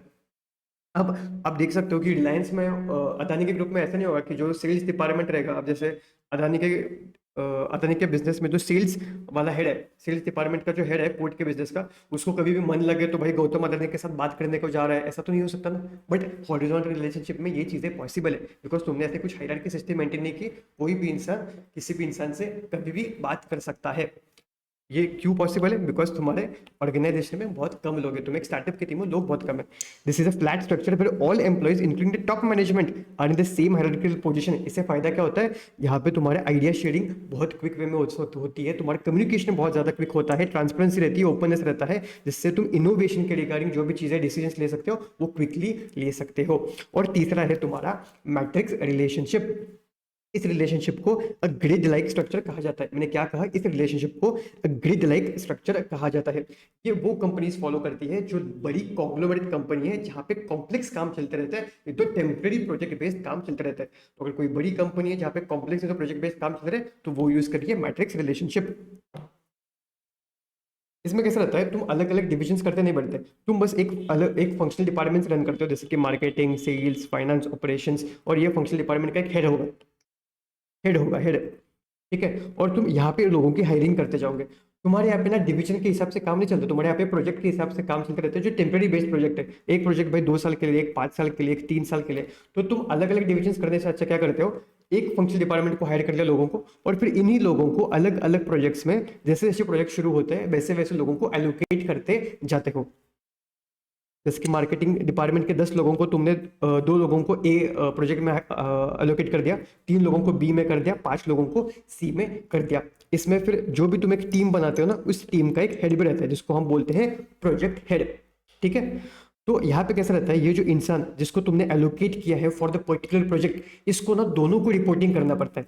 जो जिस प्रोजेक्ट को वो एलोकेट किया गया है उस हेड को भी रिपोर्ट करना है, और जिस डिपार्टमेंट से वो बिलोंग करता है उस डिपार्टमेंट के हेड को भी उसको रिपोर्ट करना है। दैट्स व्हाई मैट्रिक्स रिलेशनशिप को सबसे ज्यादा कॉम्प्लेक्स कहा जाता है। और यहाँ पे ऐसा भी कहा जाता है that here there is dual reporting, मतलब एक ही इंसान को अपने प्रोजेक्ट के हेड को भी रिपोर्ट करना है, और फिर वही इंसान को अपने डिपार्टमेंट के हेड को भी रिपोर्ट करना है। बहुत बार ऐसा भी होता है कि एक डिपार्टमेंट का इंसान 2 प्रोजेक्ट्स के लिए एलोकेट हो जाता है, तो फिर इसको इस वाले हेड प्रोजेक्ट हेड को भी रिपोर्ट करना पड़ता है, इस वाले हेड को भी रिपोर्ट करना पड़ता है, और अपने रिस्पेक्टिव डिपार्टमेंट के हेड को भी रिपोर्ट करना पड़ता है। A grid-like structure where teams are formed from multiple departments for temporary task-based projects, and here there is dual reporting. Project head को भी, functional department को भी, where employees report to 2 managers, a functional manager and a project manager. अरे यार फिर से अटक गया यार ये तो। मैं बोला ना तुमको, मेरी किस्मत है भाई जेठालाल जैसे, क्या करूं मैं, वो है ही किस्मत जेठालाल जैसे, क्या करने का। ठीक है, अब यहाँ पे जो इंपॉर्टेंट चीजें आपको जो याद रखनी है ना, ये जो मैंने येलो में हाईलाइट किया है ना, ये चीजें और ये एग्जांपल्स, क्योंकि आईसीआई क्या करेगा, ऐसे डायरेक्टली नाम आपको नहीं देने वाला, ये हिंट देगा कि एक बड़ी कंपनी जहाँ पे क्लियरली रोल सेपरेट है, बताओ ये कौन सा रिलेशनशिप है। एक स्टार्टअप है, नहीं तो वो क्या बोलेगा, एक बड़ी कॉन्ग्लोमरेट है जहाँ पे कॉम्प्लेक्स प्रोजेक्ट्स काम चलते रहते हैं, तो एक ग्रिड लाइक स्ट्रक्चर है, फ्लैट स्ट्रक्चर है, running independently. These are the hints which you have to identify in the question, and then you need to decide कि भाई ये कौन सा रिलेशनशिप है। चलो मैं आपको बताता हूँ। Question number 33। अरे चलना, जल्दी चले, चल चल। XYZ Enterprises operates in a multiple industries, समझा? Its automobile division functions independently. Independently क्या? Functions independently with separate teams for electric and fuel-based vehicles. Okay. The IT division follows a structure where employees report to both project heads and departmental managers for various software projects. Hint दे दी उन्होंने, आपको समझना है क्या है। Meanwhile, the startups incubator encourages open collaboration among employees at all levels. इसलिए मैंने हर relationship के point को ज्यादा टाइम देके आपको एक्सप्लेन किया है, because ICI directly relationship quote नहीं करने वाली, वो आपको हिंट देने वाली है, और आपको समझना है वो हिंट से कि कौन सा रिलेशनशिप के बारे में बात हो रही है। Identify the network relationship, and this is the hint. जो स्टूडेंट्स कंफ्यूज होते हैं चैप्टर नंबर 1 और चैप्टर नंबर 5 के कंटेंट के ऊपर कि भाई यहाँ पे ऑर्गेनाइजेशन स्ट्रक्चर लिखना है कि यहाँ पे नेटवर्क रिलेशनशिप के बारे में लिखना है, अगर वो स्पेसिफिकली ऐसा वर्ड यूज कर रहा है नेटवर्क रिलेशनशिप, रिलेशनशिप क्या है वो बताओ, तो आपको जो चैप्टर नंबर 1 का कंटेंट है वो लिखना है। अगर उसने स्पेसिफिकली बोला कि मुझे ऑर्गेनाइजेशन स्ट्रक्चर बताओ, ये कौन सा स्ट्रक्चर है वो एक्सप्लेन करो, तो फिर आपको चैप्टर नंबर 5 वाला कंटेंट लिख के आना है। Identify the network relationship used in XYZ enterprises divisions and explain why they are appropriate। तो फिर एक एक डिवीजन को लेना है, जैसे कि पहले हमने ऑटोमोबाइल के बारे में डिस्कस किया, यहाँ पे फंक्शंस इंडिपेंडेंटली, यानी this is a functional and divisional relationship. दूसरा क्या था, ये आईटी डिवीजन का था जहाँ पे वो दोनों मैनेजर्स को रिपोर्ट करते हैं, तो ये कौन सा आएगा, मैट्रिक्स रिलेशनशिप। और तीसरा जो स्टार्टअप इंक्यूबेटर है वो है तुम्हारा हॉरिजॉन्टल रिलेशनशिप। ठीक है, समझ गया। अभी मैं तुमको थोड़ा टाइम देता हूँ, ये वाला पोर्शन अच्छा है, मस्त है, इसको थोड़ा टाइम देता हूँ, वो पढ़ लो, और फिर हम आएंगे सबसे लास्ट और सबसे आईसीआई के फेवरेट और इंपॉर्टेंट कंटेंट के ऊपर, जो है स्ट्रेटेजिक इंटेंट। ठीक है, पढ़ लो अभी अच्छे से।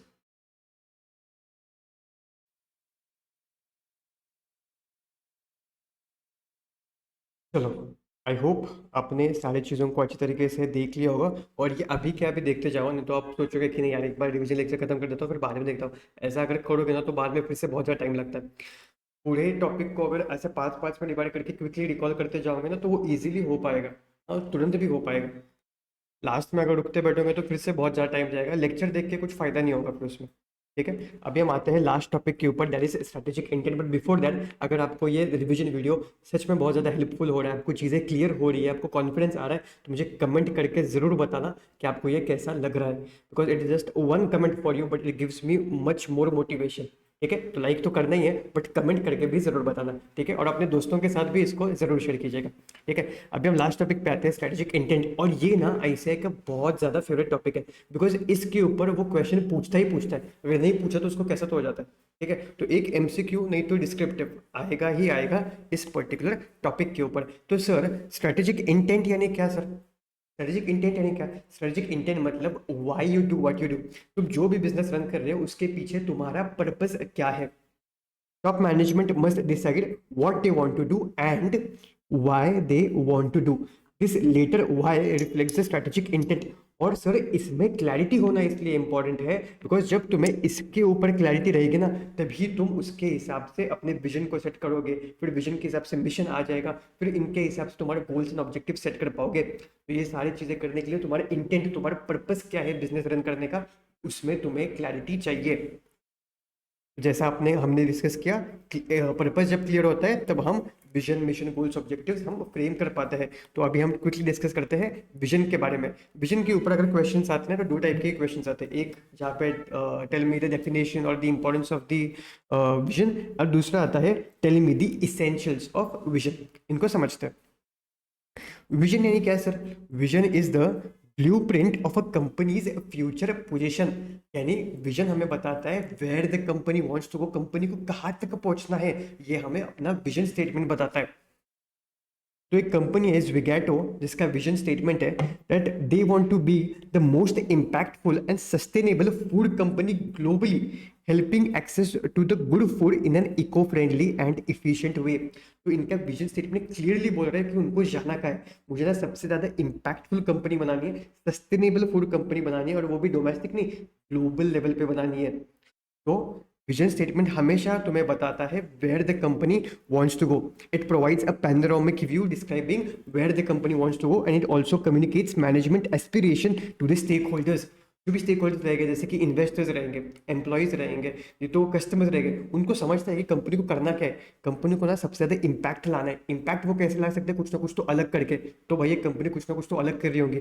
सस्टेनेबल मतलब ये कंपनी बोल रही है कि मैं इको फ्रेंडली वे में काम करना चाहती हूँ। तो ये जो तो तुम्हारे बिजनेस स्टेटमेंट होता है ना, इससे मैनेजमेंट के एस्पिरेशंस क्या है, मैनेजमेंट को भी क्या क्या चीजें इंपॉर्टेंट है, ये तुम्हारे स्टेक होल्डर्स को समझता है।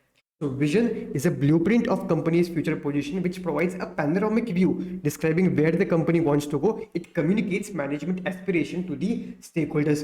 So this helps you to by which you can mold your identity so that everyone in the organization should start working in that common direction.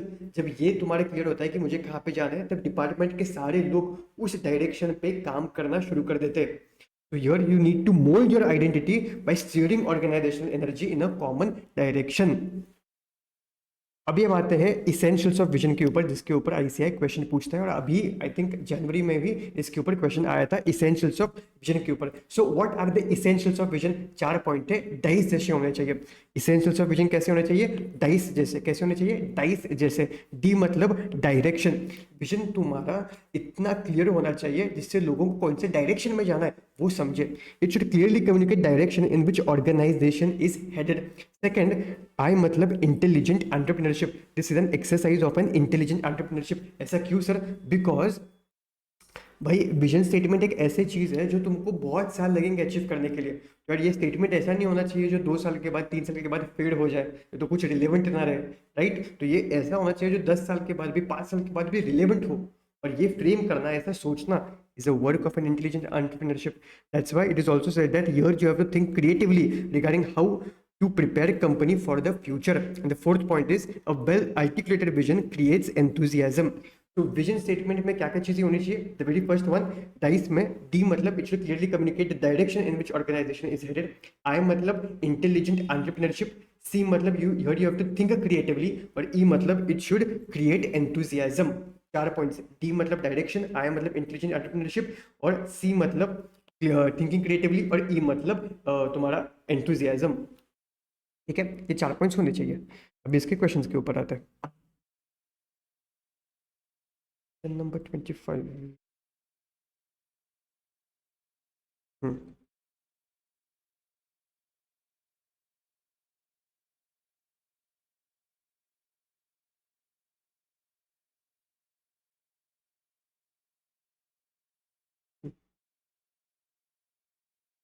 Semicon Private Limited is engaged in manufacturing of semiconductors from the year 2024. Company wants to start a strategic path to be followed in the future so as to build best quality semiconductors and display design with innovative ecosystem to help India emerge as a global hub for electronics and manufacturing in a more structured manner. बस बोलते ही गए. Placing core values as its priority, it would like to clearly articulate its aspiration. कुछ कुछ याद आ रहा है क्या?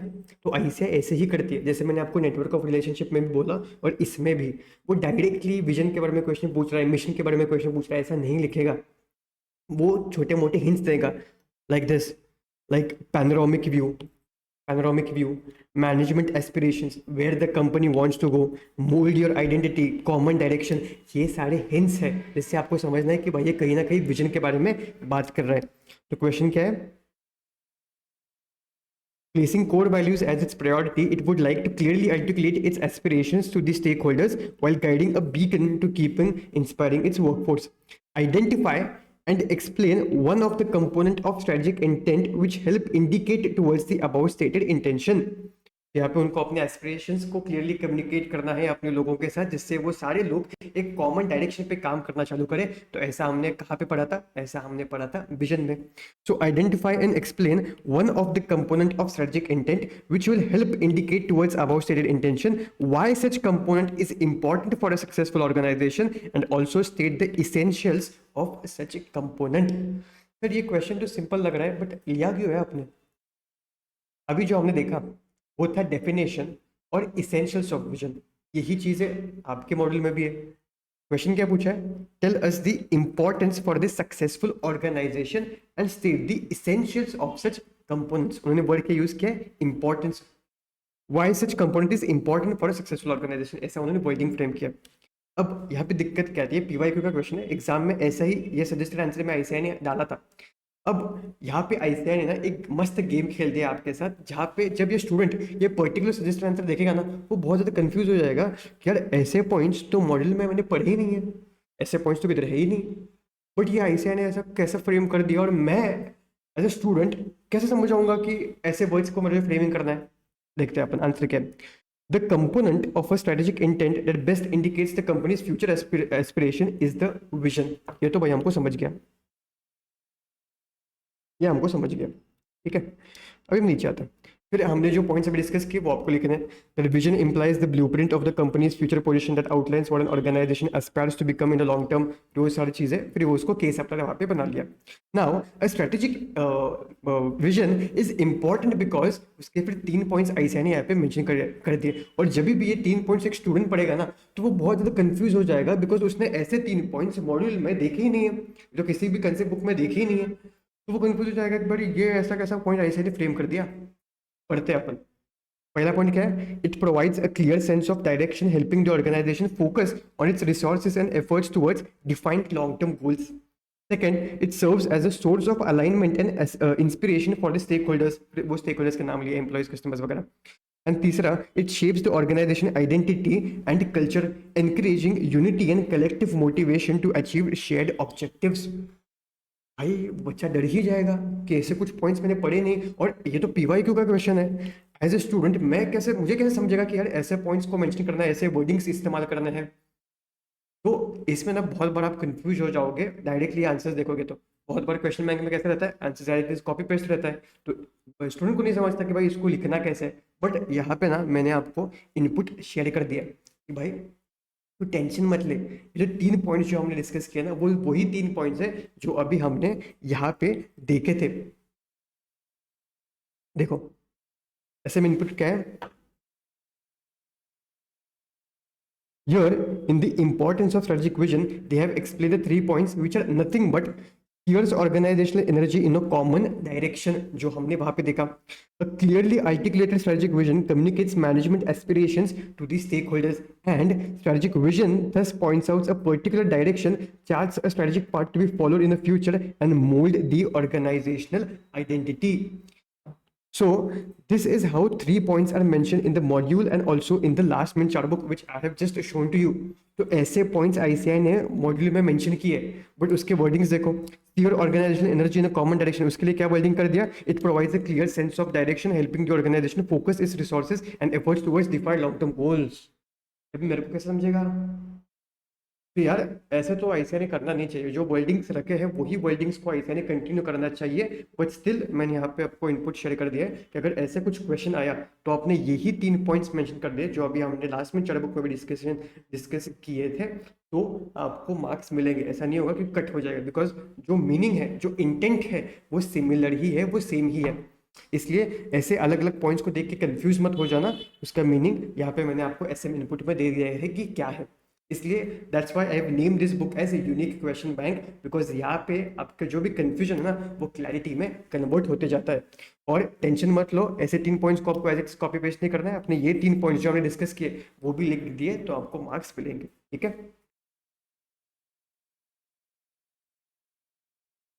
अभी हम आते हैं विजन मिशन के ऊपर। विजन हमको डिस्कस कर लिया, अभी हम आएंगे मिशन के ऊपर। अभी विजन और मिशन, यहाँ पे भी बहुत सारे स्टूडेंट्स कंफ्यूज होते हैं, उसमें क्लैरिटी लेना। विजन में क्या देखा हमने, विजन मतलब where the company wants to. Vision में हमारे सामने डिस्कस किया कि हमको कहाँ तक पहुंचना है, बट उसके लिए क्या करना है क्या हमको मिशन स्टेटमेंट से समझता है।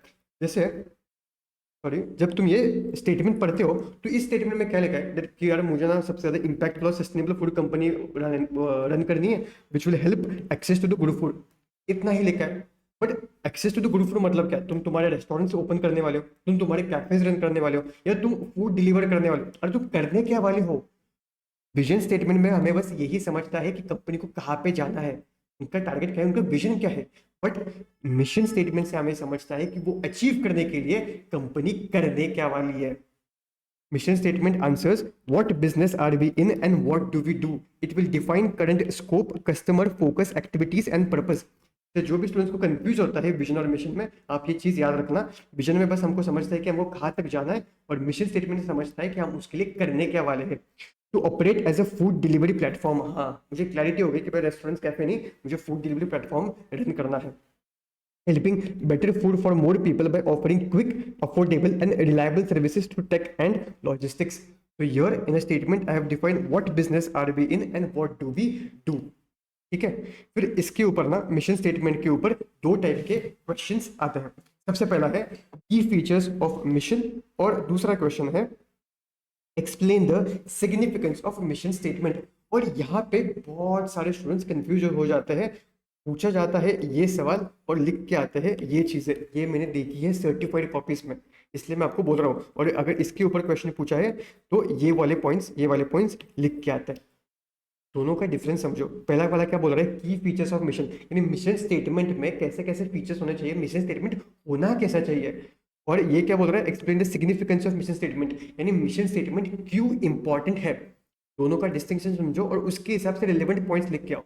ज्यादा लिखते आओगे तो उसके कुछ एडिशनल मार्क्स नहीं मिलने वाले, और गलत लिख के आओगे तो वैसे भी मार्क्स नहीं मिलने वाले। तो what are the key features of mission, उसके लिए एक मस्त निमोनिक है एफएम डिप स्क्वायर। कैसा होना चाहिए, एफएम डिप स्क्वायर जैसे होना चाहिए। कैसे होना चाहिए मिशन के features, FM dip square. F मतलब फिजिबल होना चाहिए, एम मतलब मोटिवेटिंग होना चाहिए, डी मतलब डिस्टिंक्टिव होना चाहिए, एफ मतलब क्या, फिजिबल औकात में होना चाहिए, एम मतलब क्या, मोटिवेटिंग होना चाहिए, डी मतलब क्या, डिस्टिंक्टिव होना चाहिए, आई मतलब क्या, it should create a special identity, और पी मतलब क्या, भाई वो प्रिसाइज होना चाहिए, और पी मतलब उससे ऑर्गेनाइजेशन का पर्पस क्या है वो क्लियरली कम्युनिकेट होते आना चाहिए। So what are the key features of mission, mission statement में क्या क्या फीचर्स होने चाहिए, एफएम डिप स्क्वायर जैसे होने चाहिए, एफएम डिप स्क्वायर। एफ मतलब फिजिबल, एम मतलब motivating, D I P, D मतलब डिस्टिंक्टिव, आई मतलब it should give a special identity, P मतलब प्रिसाइज और P मतलब उससे ऑर्गेनाइजेशन के पर्पस क्लियरली कम्युनिकेट होना चाहिए।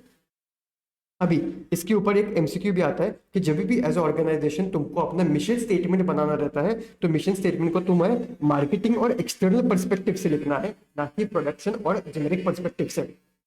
यहाँ पे आप देख सकते हो ये जो स्टेटमेंट फ्रेम किया है ना, ये नॉर्मल जनरल प्रोडक्शन के पर्सपेक्टिव से नहीं, ये मार्केटिंग के पर्सपेक्टिव से लेके ये थोड़ा अट्रैक्टिव वे में प्रेजेंट किया है।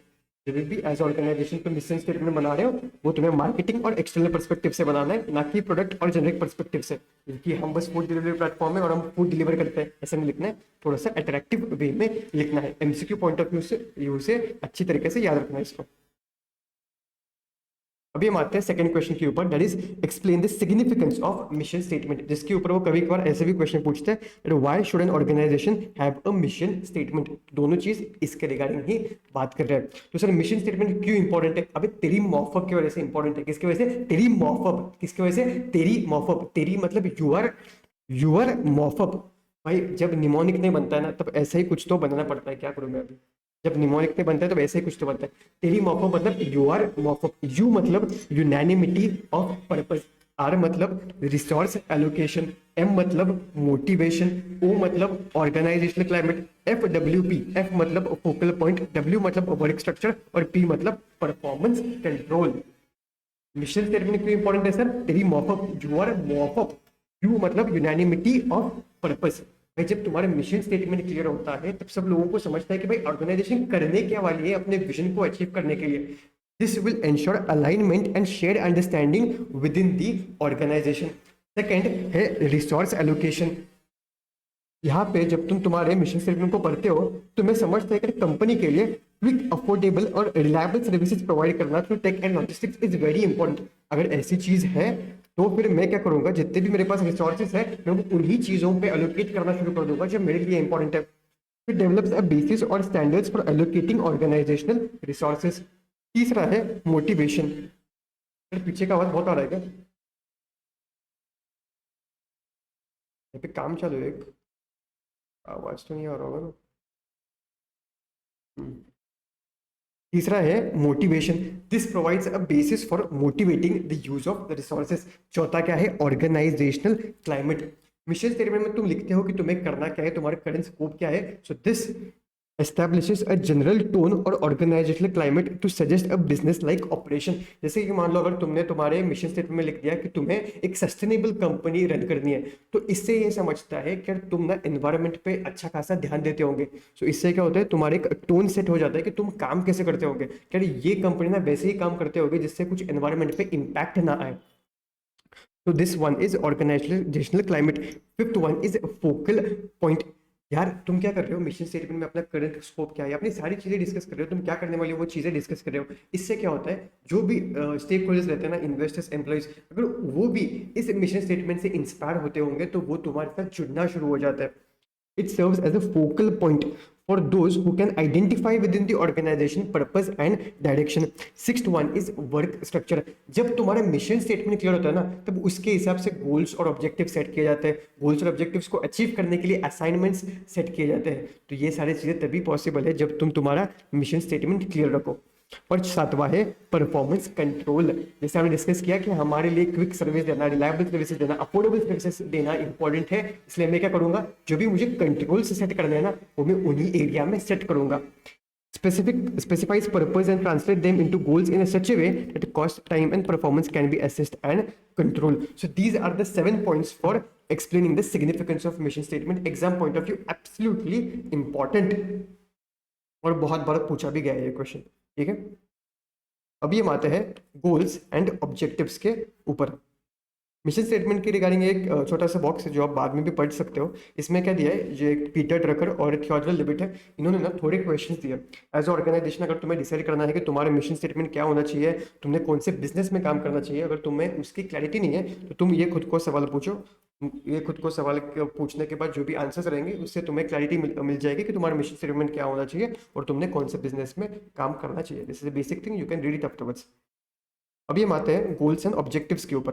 गोल्स यानी क्या sir? Goals are the end results that organisation attempts to achieve. They are the one which are translating mission and vision into outcomes. बाहर का आवाज नहीं आ रहा है, और इधर ना थोड़ा काम चल रहा है तो इसका बहुत आवाज आ रहा है। Goals are क्या? Goals are the end results that organization attempts to achieve. They are the one which you can translate mission and vision into outcomes.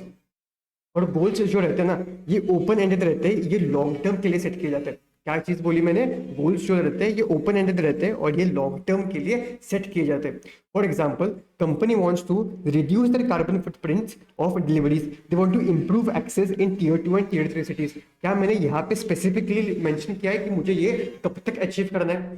क्या मैंने यहाँ पे स्पेसिफिकली लिखा है कि मैंने इसको कैसे अचीव करना है? अगर नहीं, then that's a goal, that's a open ended thing. तो अगर जब भी तुम कोई स्पेसिफिक चीजें नहीं लिखते हो तो उसको ओपन एंडेड कहा जाता है, और जो गोल्स रहते हैं वो ओपन एंडेड रहते हैं, वो लॉन्ग टर्म के लिए सेट किए जाते हैं।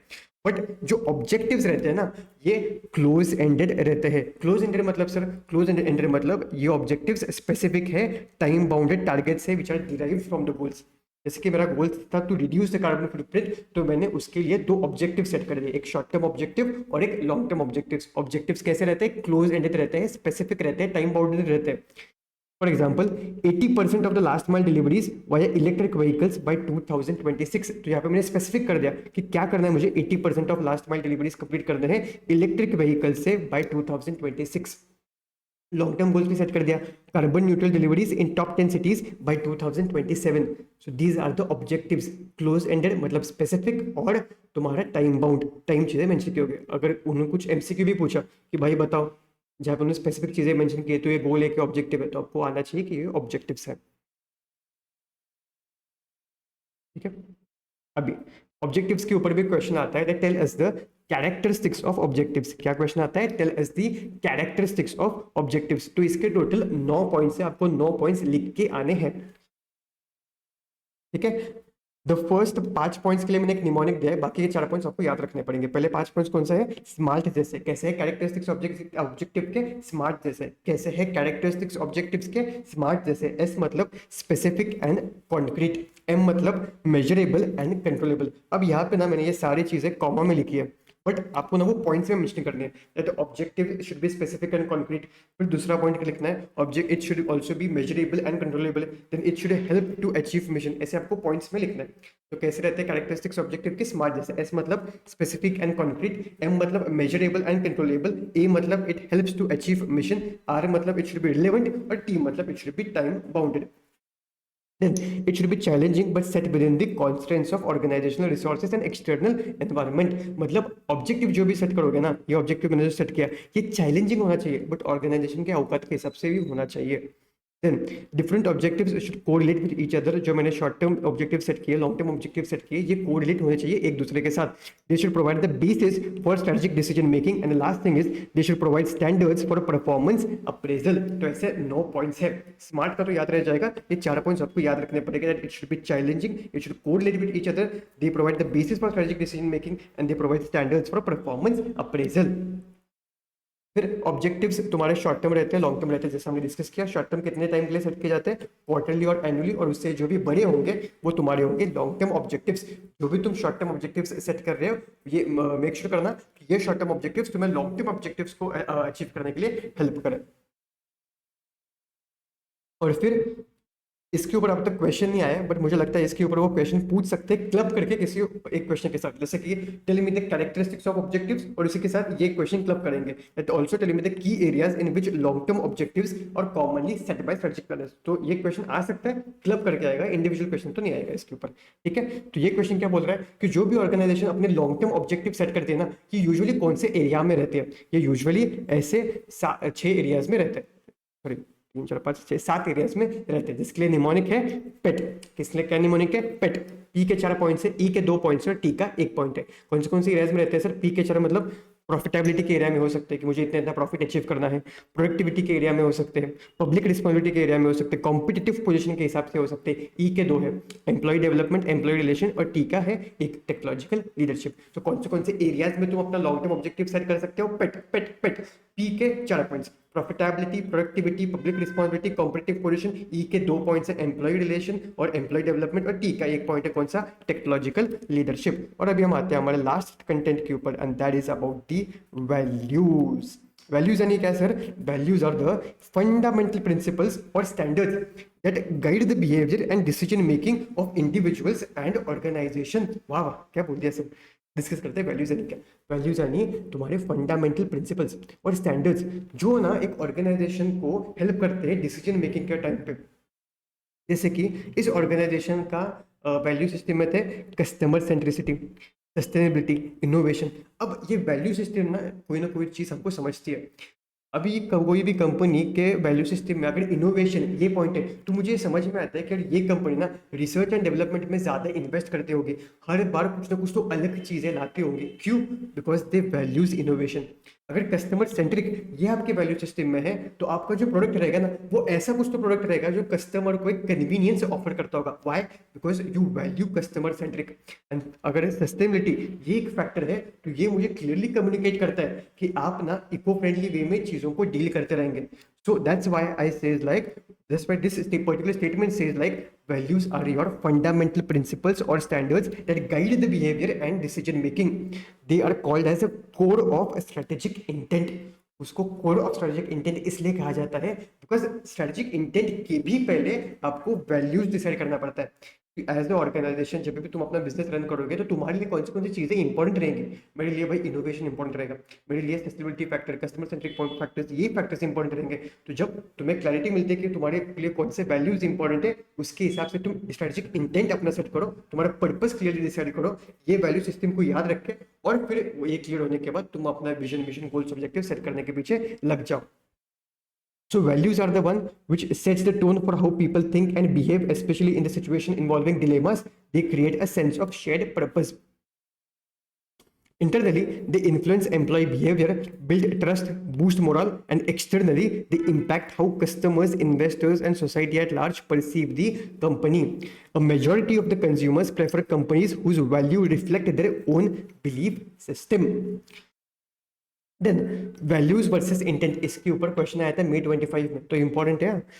वैल्यू वर्सेस इंटेंट के बीच में डिफरेंस बताओ। इंटेंट का हमने अभी जस्ट देखा, इंटेंट यानी क्या? Purpose. Intent refers to the purpose of doing business, और वैल्यूज का भी तो हमने अभी देख लिया। These are the fundamental principles और standards. Values are the principles and ethical standards that guide how decisions are made. फिर एक चीज याद रखना, values are more broader and more foundational than intent. ये एमसीक्यू पे आ सकता है, दो चीजें एमसीक्यू में आ सकती है। That the core of strategic intent is values and values are more broader and more foundational than intent. आते क्वेश्चन नंबर 10 में। कंसेप्ट को तो पूरा कवर करके हो गया, अभी क्वेश्चन नंबर 10 को देखते हैं। ऐसा क्वेश्चन आया था May 25 के एग्जाम में। Explain the importance of values as one of the component of strategic intent for the company and what are the common example of values, how values are different from intent। तो values के बारे में जो भी हमने अभी चीजें discuss की ना वो आपको लिखनी है यहाँ पे। That values are the fundamental principles or the standards which guide decision making of individuals and organization. They are the core of strategic intent. They set the tone for how people think and behave। जो भी हमने सारी चीजें discuss की थी वो आपको यहाँ पे लिखनी है। फिर उसी के साथ आपको ये भी लिखना है that values have both internal and external implications. Internally क्या है, एक्सटर्नली क्या है, ये सारे पॉइंट्स अगर आप देखोगे तो यहाँ पे अच्छी तरीके से कवर्ड है।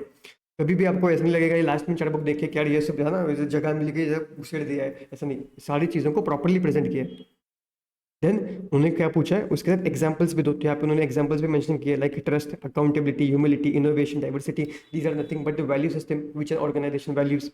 Then what is the difference between value versus intent. फिर जो हमने पॉइंट डिस्कस किया था, इंटेंट यानी purpose of doing business, values यानी प्रिंसिपल्स और द एथिकल स्टैंडर्ड्स। और while they go hand in hand, values often drive intent, therefore values are broader and more foundational than intent। जो भी हमने चीजें डिस्कस की थी वो ही यहाँ पे कवर्ड है। And this completes your chapter number 1 revision. अगर आपको ये अच्छा लगा होगा तो भाई कमेंट जरूर करना, लाइक जरूर करना और अपने दोस्तों के साथ इसको जरूर शेयर कीजिएगा। उसी के साथ जो मैंने आपको बोले कि हमारे 2 टेलीग्राम चैनल्स है उस पर ज्वाइन होना, एक है मेन ग्रुप और दूसरा है डिस्कशन ग्रुप, दोनों में भी ज्वाइन होना। सारे अपडेट्स वहाँ पे आते जाएंगे, एमसीक्यू का डिस्कशन ग्रुप पे होते जाएगा। That's the end. If you love it share with your friends. Tata bye bye, see you.